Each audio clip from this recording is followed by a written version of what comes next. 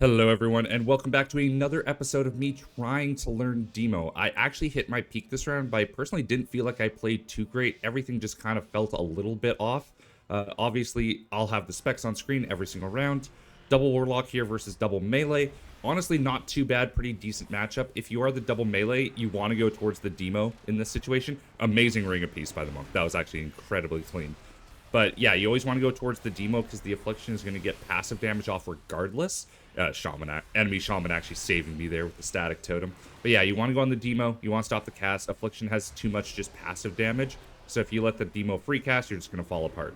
What I've been doing versus Melee is basically, while I'm summoning all my demons, I'm mixing in my stuns, I'm mixing in my Mortal Coil, stuff like that. Just because I don't want to get interrupted, because obviously if anything gets interrupted, my demons will despawn and I'll lose my tyrant.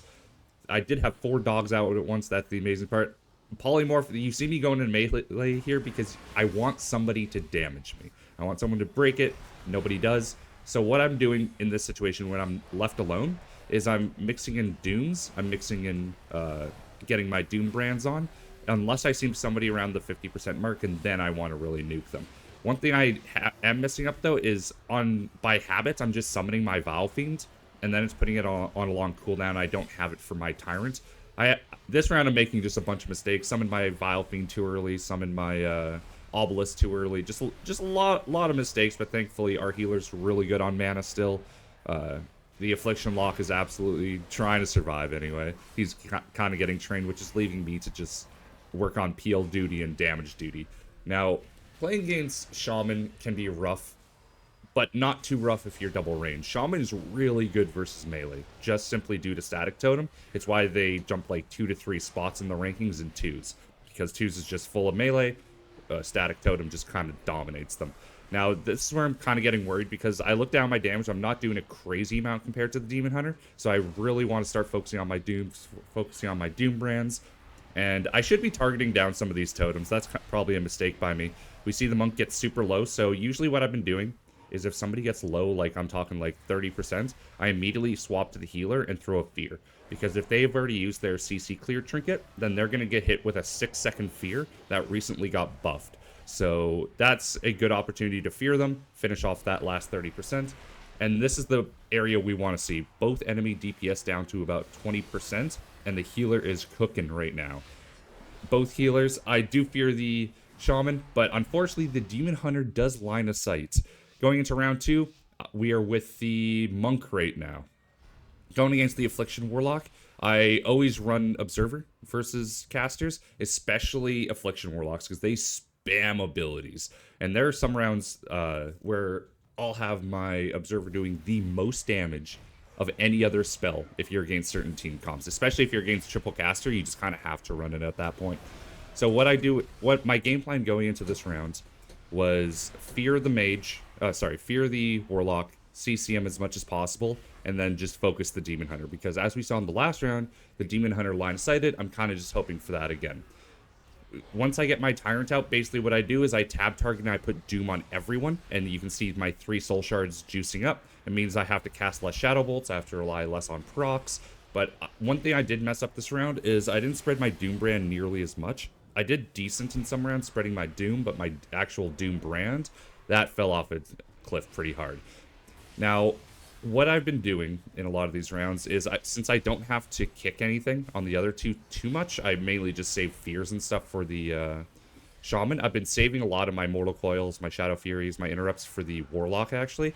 Although, one thing to note from a Warlock player, do not kick Soul Rot. Yes, it can do a lot, but it's their only nature spell, and it'll allow them to just cast whatever they want. Unless you're like double melee and you're able to just stack on top of them and just fear them nonstop and kick multiple spells in a row. Now, this Warlock's actually doing pretty decent of weaving in and out of line of sight. He's max range, and I think he just interrupts me a bunch throughout all these. I do have the interrupts down at the bottom, so you can see how those are going. But this Demon Hunter is just not dying. I look over, and my teammate dies. So in this round, I think we called for the Evoker. So the reason I focus Evokers is they have the shortest range of any healer. So they have to be in the fight more. It's easier to focus them. It's easier to focus a Evoker than any other healer in the game, I found. So You can see I'm throwing everything on the Aflock, though. Because, yes, I'm going to use a lot on the Evoker. Yes, I'm going to do that, but I'm not going to chase the Evoker. What I'm going to do is I'm going to let the Demon Hunter do what Demon Hunters do, and I'm going to mass CC the Warlock, because I don't want the Warlock CCing my Demon Hunter. As you can see at the bottom, Demon Hunters do enough damage where it's they can kill the Evoker eventually. And you can see my Observer at the top there just absolutely wreaking havoc.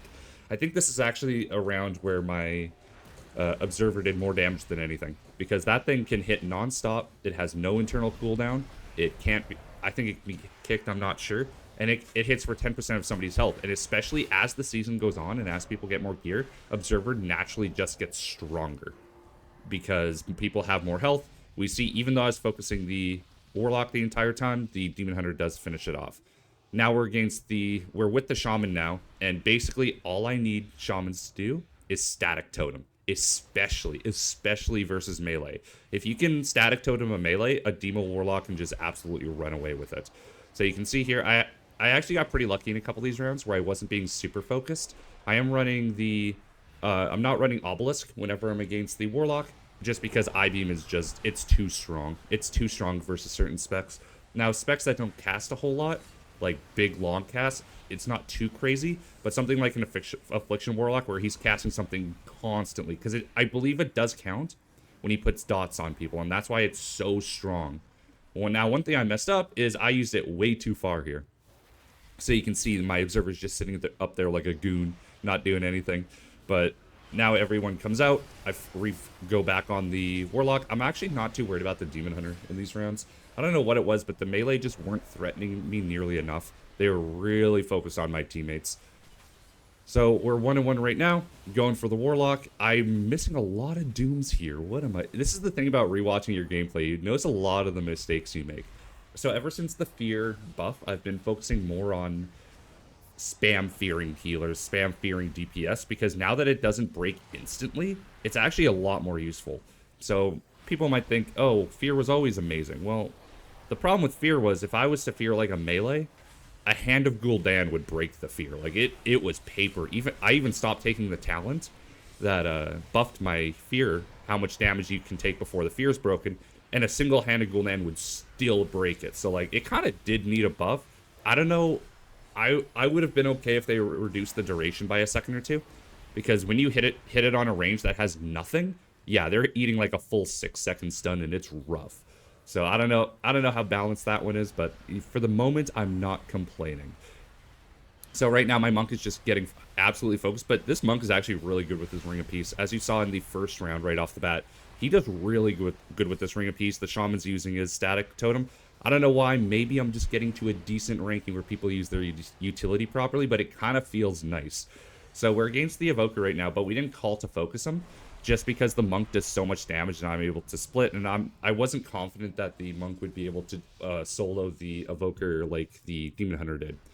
So going into the next round, this is our second melee versus range, and we won it last time. I'm feeling confident, and the Evoker is having a bit of troubles. Evoker's really hard to play in PvP. I believe it's part balancing. It's also parts they just don't have the tools that they did or the numbers that they did in Season 1. Right now, like, if you look at any rankings, like, they're so far down. I got my buddy to play Evoker, and he was like, yeah, no, this is rough. You have, like, a couple major cooldowns, and once those are gone, you kind of just fall apart. So that's why I love focusing. Also, the Static Totem into triple Shadow Fury, that is satisfying. So this, unlike the other round that we played, I'm actually getting a bit more focused than I was before, because they just double focused the Affliction Warlock last time, and we still won. So they're actually stopping a lot of my cast right now. You can see the monk, he only really comes in on me when I'm casting something, and he wants to, like, come in, do a quick kick, and run away. But I'm actually not too worried.